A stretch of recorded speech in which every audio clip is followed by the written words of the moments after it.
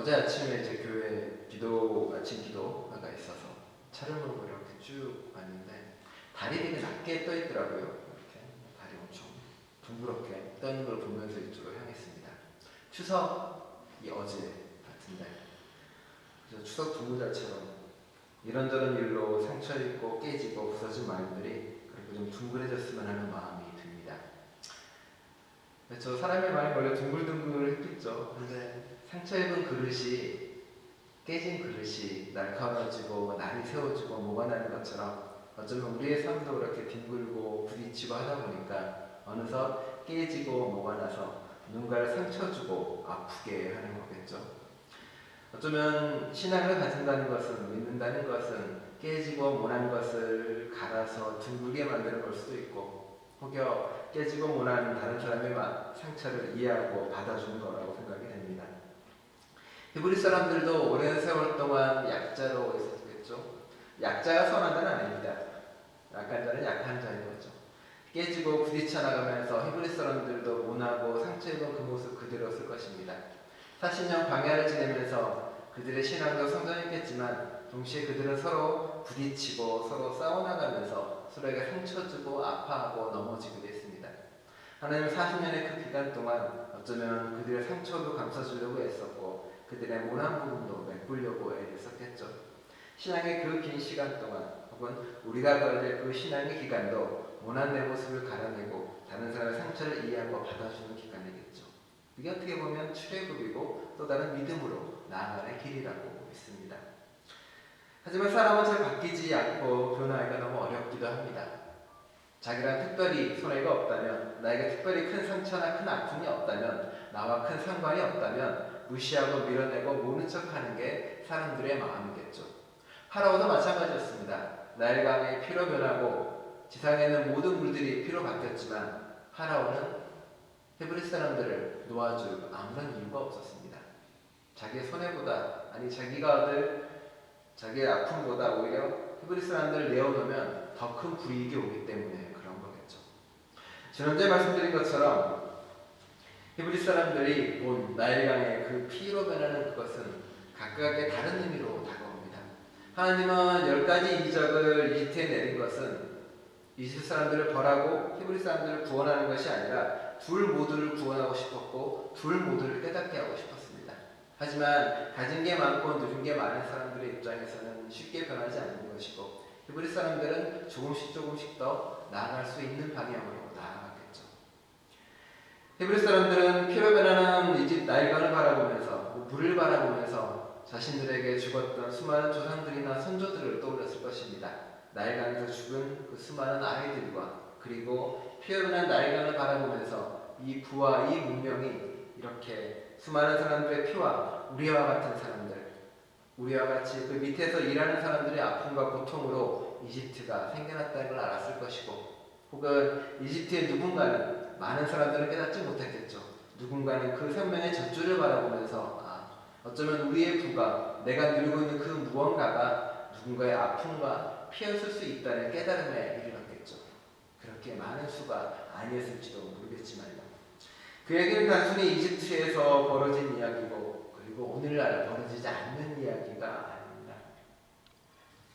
사실 가까운 캐나다 땅에서도 벌어지는 일이고 요즘 지금도 일어나는 일이기도 하고요. 캐나다 총선이 10월로 다가오고 선거 이슈들이 여러 가지가 떠올랐습니다. 당연히 생계 문제와 경제적 문제가 처음이고 그 다음이 지구온난화 문제가 떠오르기도 하고요. 그렇죠. 7번째 쯤 뒤로 가면은 TMX라고 알버타 주에서 쭉 가로질러서 가는, 밴쿠버까지 가는, 그 주까지 가는 파이프라인의 문제가 여러 가지로 나오기도 합니다. 정부에서는 그거를 경제적 이익이나 일자리 때문에 계속 만들려고 노력을 하고, 그리고 캐나다 원주민들은 자신들의 땅과 자신들의 물을 지키기 위해서 저항하고 싸우고 있습니다. 그들의 모토는 이겁니다. 트랜스젠더 오일이 바로 피의 오일이라고 이야기합니다. 어쩌면 옛날의 나일강이 오늘날은 기름이고 석유일 수 있겠죠. 경제적 이익을 가져다 수도 있고 부를 가져올 수 있겠죠. 하지만 그 이익과 부는 결국은 누군가 희생과 아픔과 절망이라고 이야기하고 외치고 있습니다. 누군가는 적의 자신과 상관이 있다는 그 마음 그대로 애를 쓰고 노력하며 도와줄 수 있는 방법을 찾을 것이고, 누군가는 나와 별 상관이 없으니 관계없다라고 이야기를 하겠죠. 오염되는 땅이나 물은 여전히 나와 관련 없는 먼 곳의 이야기고 나의 생활과 직접적인 연관이 없을 테니까요. 아마 이집트 사람이나 혹은 파로 사람이나 그런 사람도 그렇게 생각했을 것입니다. 나일강 정도쯤이야. 피로 물드는 게 뭐 큰 대수야. 자신들이 죽였던 수많은 아이들의 피는 떠올리지 않았겠죠. 가해자는 쉽게 잊어버리니까요. 바울은 그렇게 나랑 상관없어, 나랑 관계없어라고 뒤를 돌아버립니다. 그리고 두 번째 이적이 벌어집니다. 바로 개구리의 이적이 벌어지는 거죠.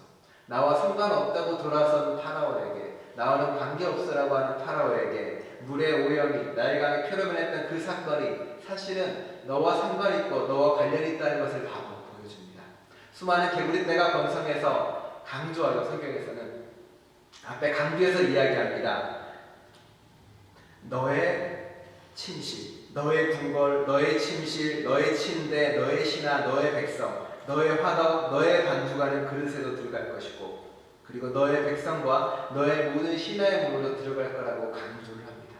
너라고 앞에 놓습니다. 그렇죠? 너와 상관없는 일이 아니라고. 이제 그렇게 해서 깨닫지 못한다면, 멀리 있는 그 무언가로도 깨닫지 못한다면 깨닫게 해주겠다.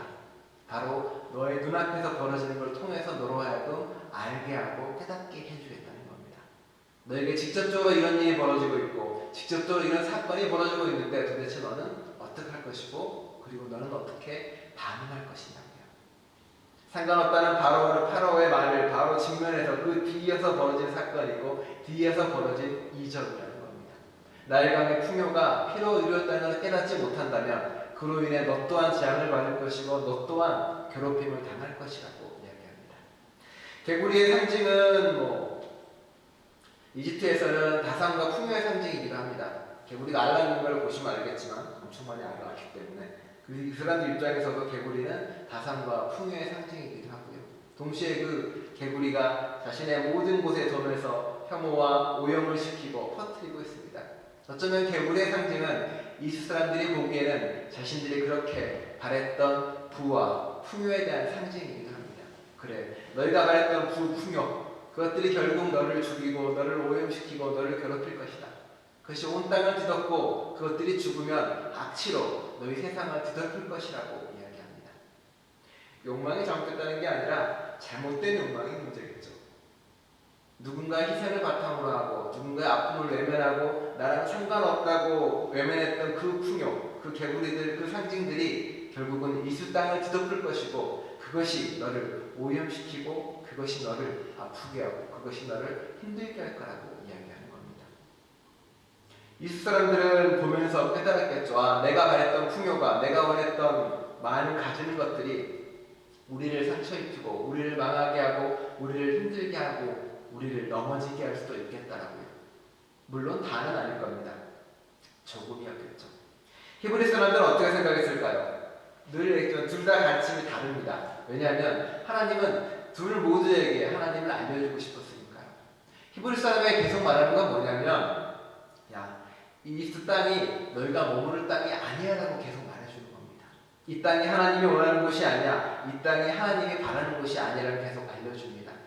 피로 묻은 나일강을 보면서 자신들의 수많은 사람이 죽었던 것을 떠올리고 그 풍요가 결국은 우리의 피라는 것을 깨달으라고 바꿔줬다면 개구리를 통해서 다시 한번 보여줍니다.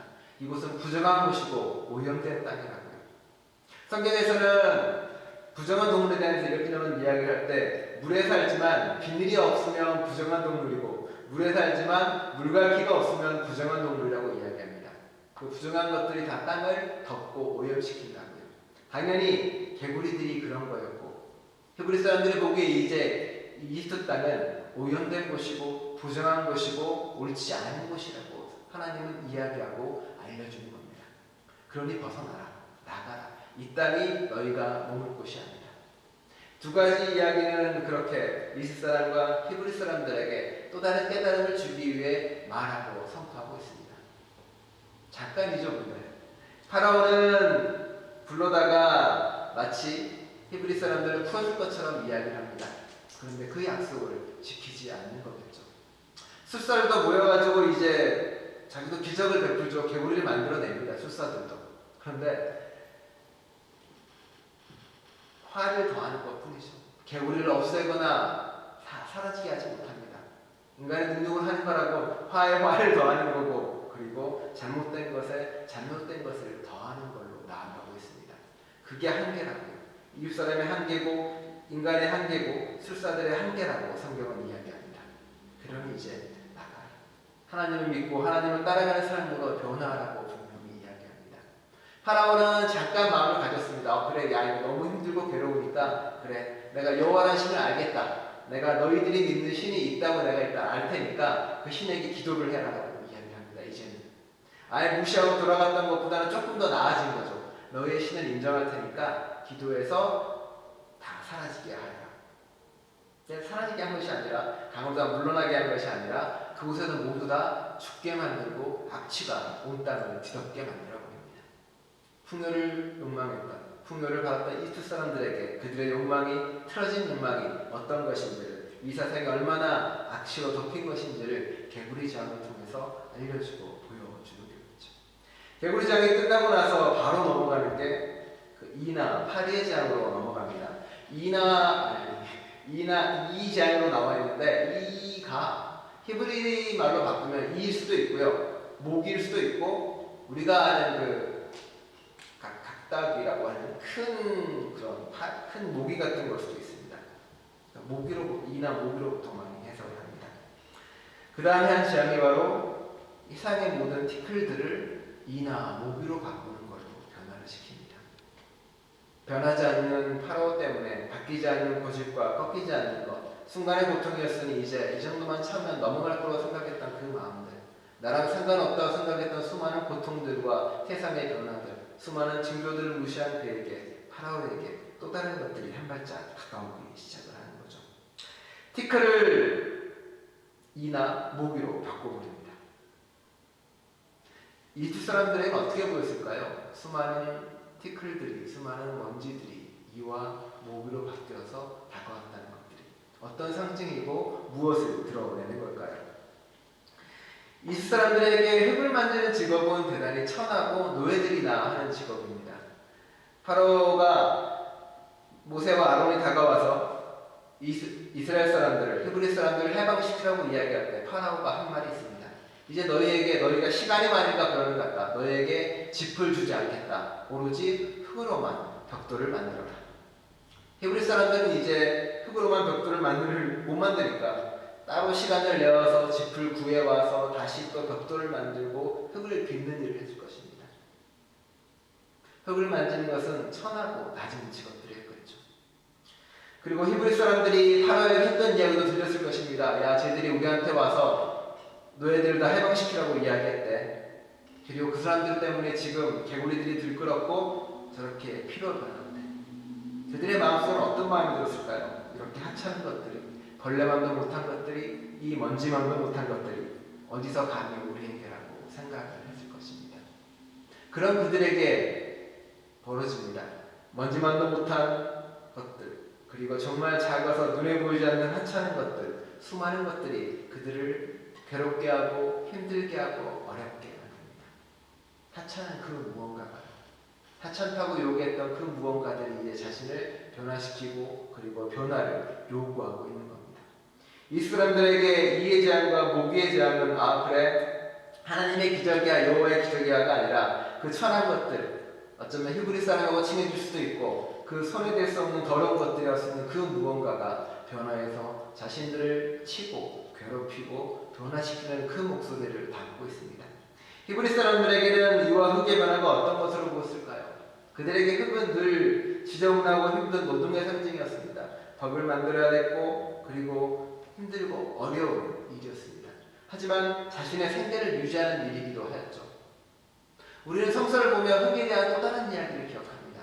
하나는 우리가 흙에서 왔어 흙으로 돌아갔다는 거고, 우리가 흙에서 태어난 생명의 상징이라는 겁니다. 그리고 우리에게 부과된 것도 땅에서 노력한 만큼 힘을 캐고 생명을 만들어내고 생명을 일구어 나가는 것들이 그들의 신앙의 중심에 있었습니다. 하지만 이집트에서의 그들의 노력은, 이집트에서의 그들의 흙을 향해서 한 모든 일들은 그 가치를 상실해버렸습니다. 그들이 만지는 흙은, 그들이 속였던 흙은 이제 모두 벌레로 변해버리고 누군가를 해치고 누군가를 죽이는 것이고, 그들의 노동은 노동의 가치와 혹은 구원의 길로 가는 노동이 아니라 그가 만드는 흙의 노동은 오히려 또 다른 부와 또 다른 건물이나 파라오의 피라미드나 수많은 것을 쌓는 것으로 흘러가 버렸다는 겁니다.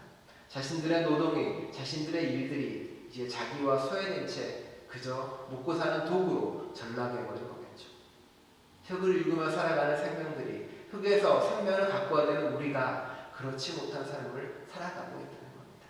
히브리 사람들은 비로소 이집트에 사용하는 자신들의 노동이 생명을 키우는 것들이 아니라 생명을 죽이는 것이고 생명을 아프게 한다는 것을 조금씩 알아갑니다.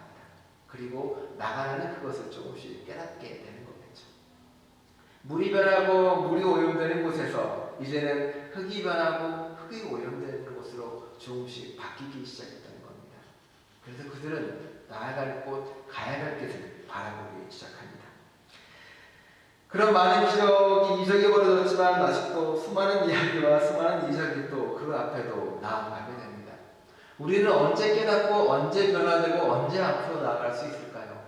수없이 많은 정보가 넘치고 그리고 수없이 많은 언론에 지배되고 그리고 직접 알아보지 않는 것으로 휘둘리는 우리들이기도 합니다.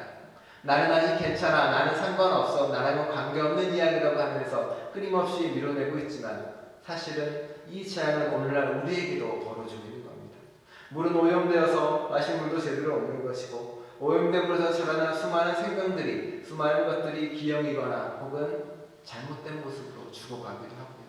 오염된 땅에서 자라난 생물들은 농약이나 수많은 것으로 오염되어 있고 혹은 인간들 스스로 해결해보려고 하지만 여전히 그 땅은 온전한 생명을 갖지 못할 때도 있습니다. 그 땅을 가꾸고 그 안에서 생명을 해야 될 우리의 노동들은 어떤 노동과는 소외되어버린 채 그저 직업은 돈을 위한 일이고 나는 내일을 즐길 거야로 틀어진 왜곡된 노동을 하기도 합니다. 성경은 우리에게 다시 한번 묻습니다. 우리가 하는 일들은, 네가 하는 노동들은, 그리고 네가 하는 모든 것들은 과연 어디로 향하고 있고 어디로 가고 있냐고. 혹시 이 땅에서 벌어진 일들이 너에게 주는 신호인데, 네가 바뀌고 변화되려고 하는 그 말인데 우리는 과연 그것을 잘 알아듣고 있는지 끊임없이 묻고 깨닫고 알게 하라고 선포하고 있는 겁니다. 출애굽의 이야기는 오래전에 있었던 그저 그런 하나님의 놀라워 박수치고 끝나는 이야기가 아닙니다. 하나님의 어떤 존재인지를 하나하나 알려주고 이집트 사람에게도 히브리 사람에게도 알려주는 겁니다. 하나님이 어떤 존재인지, 하나님의 온전한 생명이고 그 생명을 어떻게 꽃피우고 나가는 것인지, 그리고 어떤 일을 해야 되고 어떤 길을 걸어야 되고 누구를 놓아줘야 되고 누구를 도와줘야 되고 누군가와 함께 해야 되는지, 변화를 놓치면, 변화를 결단하지 못하면 결국 우리는 멸망의 길로, 죽음의 길로 끊임없이 걸어가는 거겠죠. 하루라도 빨리 우리를 바꾸고 변화시킬 수 있을 때, 출애굽이랑 애굽을 벗어나서 우리가 안정을 누리고 평화를 누리는 이곳을 벗어나서 새로운 땅으로 떠나야 된다고 이야기하는 겁니다. 새로운 그곳은 아마 고기도 없고 그리고 배부리 먹을 무언가도 없을 겁니다. 끊임없는 광야밖에 없겠죠. 그곳에서 유일하게 할 수 있는 것은 우리가 늘 자유와 하나님과 함께 예배하는 거라고 성서는 이야기합니다. 그래도 두려워하지 말고 지금 이곳을 벗어나 새로운 곳으로 한 발짝 걷는 저와 여러분 되시기를 간절히 축원합니다. 기도하시겠습니다. 하나님, 성경의 이적들이 하나하나 벌어집니다. 아무런 상관이 없고 그저 놀라운 능력을 보이게 한 그 이적들이 사실은 다 하나하나 연결되어 있고 고백하고 선포하는 것이라고. 이집트 사람을 벌하고 히브리 사람들을 구원하게 한 이적이 아니라 이집트 사람에게도 구원을 선포하고 알리는 것이며 히브리 사람에게도 구원을 선포하고 알리는 것이라고. 세상에 행해지는 모든 정의와 약한 사람들의 목소리가 누군가를 심판하고 죽이자는 목소리가 아니라 결국은 모두가 구원을 얻자는 그 목소리를 기억합니다. 저희를 하여금 누구를 심판하고 죽이는 목소리로서 정의를 외치는 것이 아니라 살리는 사람으로 모두를 살기 위해서, 세상을 살리기 위해서 외치는 그런 정의로운 목소리 될 수 있도록 이끌어 주옵소서.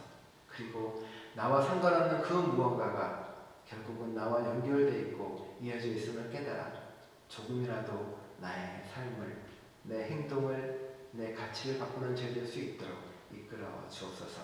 예수 그리스도의 이름으로 기도드립니다. 아멘.